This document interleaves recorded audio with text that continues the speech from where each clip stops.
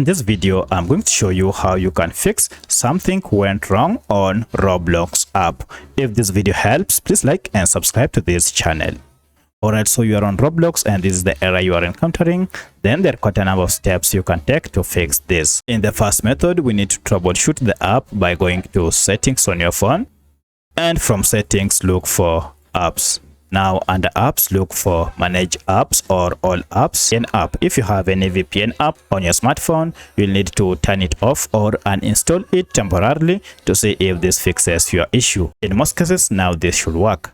However, if you still get the same problem, then go to Google Play Store and search for Roblox app and update your app to the latest version in case we have an update. But should this fail, then most likely Roblox might have experienced an internal server error. For that, you'll need to wait for some few minutes. And now if you come back to Roblox, you should be able to log in without any challenge. So let me know which of these was able to fix your problem.